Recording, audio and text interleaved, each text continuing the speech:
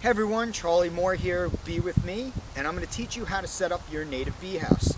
So in all of the videos, by the way, I'm going to be shooting a whole 12-month tutorial. So you're going to be seeing me wearing the same outfit. It's November, you're not going to be seeing me change, but you're going to get your month-to-month tutorial as well on what to do each month. So to set up your bee house, when you receive it, the first thing you'll notice is a little card and a little sticker. Take this sticker, put it on your car, right on your back window, show people that you're supporting the native bees. Now this card here is your instruction sheet, okay? So it brought you to a link, and if you got to that link, that means that you're watching this video now. So after you're done with this card, you can simply plant it in the ground, and it's going to turn into black-eyed Susans. It's a native plant, and it's a pollinator-friendly plant native to all lower 48 states. So with your bee house, the first thing that you want to do, as I put those aside, is you want to take your tubes out. Now you'll also notice that there's a piece of hardware in there that you can use to hang your bee house.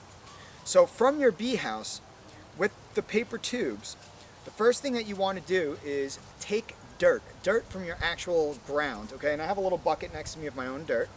And you want to stuff the backside of the tubes. Now the front and backside are the same exact thing right now because these are sterile tubes, but just for sake of purpose, going with the backside. So you just take a little glob of dirt, this, and you just want to stuff it in. The reason for this is that you want to pack it in so it makes it easier for the bees when they start making their cell chambers, that they don't have to fill up the back space, but also you're bringing the scent of earth into your bee house itself. Once you have that filled with the tube, with the dirt, take the dirt side and put it straight in, back into your bee house. Once it's in there, you want the opening of the tubes facing the forward of the house. Now you'll notice with the house itself that there's an overhang.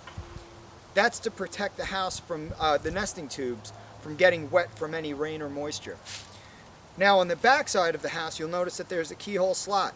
This is where you're going to want to hang the bee house from. Ideally, you want the bee house to face sunrise facing in as sunny as a position as possible. So this is the side that you want facing forward. So I'm standing here facing in this direction because my the sunrise comes from that direction.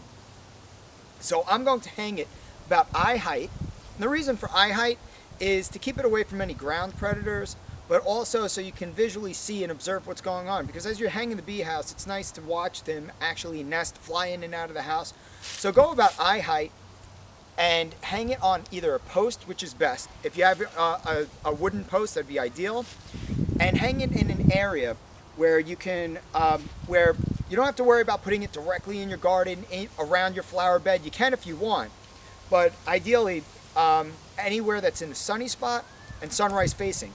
Now, once you hang the house, the next thing that you're going to want to do, and it's going to sound a little strange, but you're going to want to take a shovel, and it doesn't have to be directly below the house, but somewhere within 75 feet. So find a corner property, a section of your property, for instance, to try this in, and so you don't ruin anywhere of the interior landscaping, and just dig straight down. Once you get the shovel in, just wiggle it back and forth and just open up a crevice. You don't have to dig a big hole, just open up a crevice. The reason for this is that most of the early emerging spring bees, especially the hole nesting bees that are going to be nesting inside of this house, they're going to be looking for these holes. But the next most important thing is that they're going to be looking for nesting substrate. And that nesting substrate comes from the dirt, hence the name mason bee.